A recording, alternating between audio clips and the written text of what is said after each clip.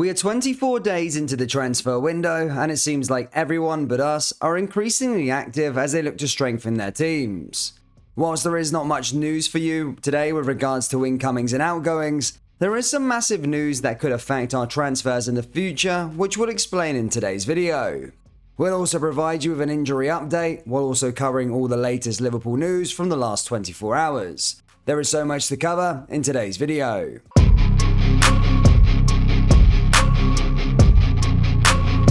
And hello everybody, welcome back to the channel guys. Before we get into today's video, please do smash that like button and subscribe to the channel for daily Liverpool content.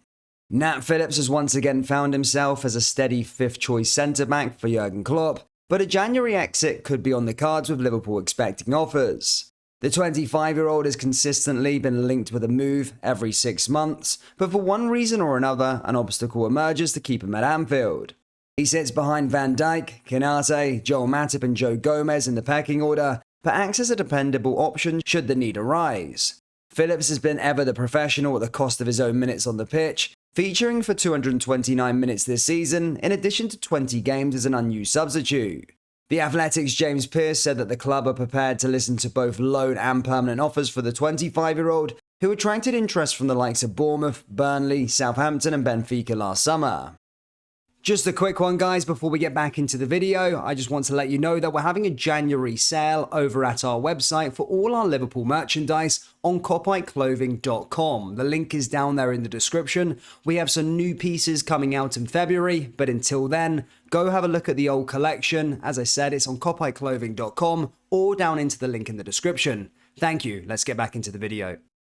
A loophole in the financial fair play rules that has been used by Chelsea to sign players on contracts of up to 8.5 years to spread the impact of transfer spending is said to be closed by UEFA.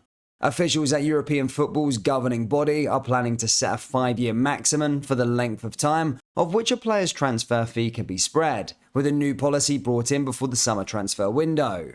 It is understood that the move comes after a number of clubs raised concerns with UEFA over Chelsea's policy. UEFA said, if other clubs start doing the same with 8-year contracts, it'll be a mess, so we need to protect them. It's simply shifting a problem to the future. Either a club can get stuck with a player on a high salary that they cannot sell, or if they want to sell him after 3 or 4 years, they will not realise how much profit because a lot of this transfer fee has not been amortised. Chelsea have used amortisation in a number of other deals since the club began its over £400 million spending spree last summer. Most players that they have signed contracts in excess of 6 years. This of course is huge news with regards to how we conduct transfers, but it's not like we're currently signing anyone at the moment. Liverpool are 30 games into the 2020-23 season, and only 6 senior players have avoided a fitness issue to date, 7 if you add Cody Gakpo. That means a total of 23 different players have been ruled out for at least 1 game due to injury this season, which is mind-boggling. It's compounded the Reds' struggles and created a vicious cycle, with the Reds' forward line currently bearing the brunt of the fitness issues. In this part of the video, we're going to take a look at who is currently sidelined and when they're expected to return. Virgil van Dijk. Van Dijk was forced off in the first game of the year, and what was first thought to be a precaution then turned into a diagnosis of more than a month on the sidelines. The earliest return is likely to be the Merseyside derby at Anfield on February 13th, and if not, then it will be the trip to Newcastle on February 18th, which will be the target. Roberto Firmino. The situation with Firmino is a bizarre one. He has been unavailable since domestic action returned after the World Cup, missing the last 8 games. The number 9 proclaimed that he was already healed on December 29th, but nearly a month later has yet to return to team training after a setback in his recovery. Firmino's issues was initially estimated to leave him sidelined for 10 days to 2 weeks, but it's now been 5 weeks and a return is not likely until February. Klopp recently said, I don't exactly know when he'll be back, he's not close to team training.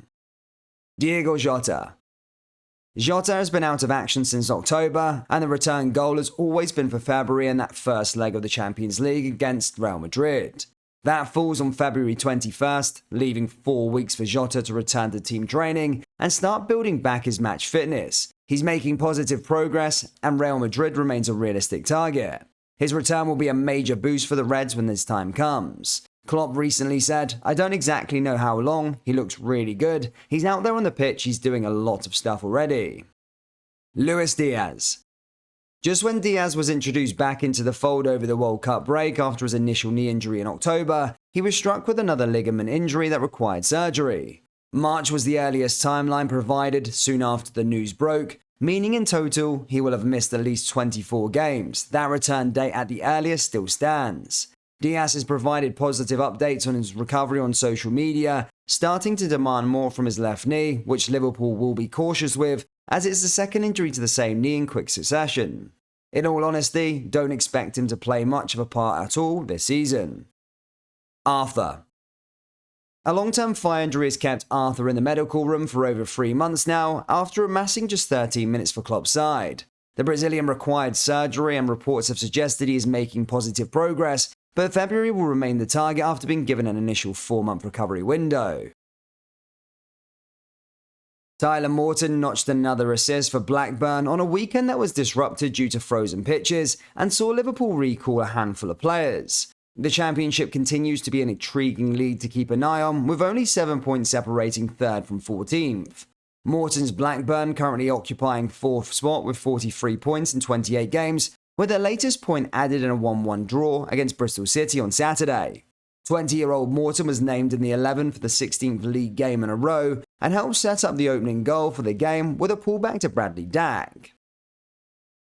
In League One, Connor Bradley featured for 90 minutes in a 2-1 defeat at Derby, ending an undefeated run of 8 games across all competitions for Bolton. Owen Beck, meanwhile, was not named in the matchday squad for the Trotters, as he continues to find game time hard to come by in what is his second loan spell of the season.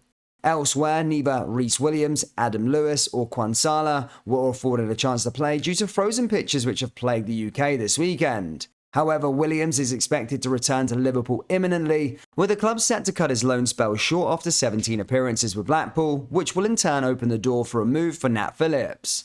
Williams is not the first Red to be recalled early, as O'Rourke, Balgasi, Oshasini, Waltman and Billy Comito all have returned to Kirkby this month after mixed loan experiences. There have not been enough hits with loan deals so far this season, and the hope is that can quickly change to the benefit of the club's youngsters.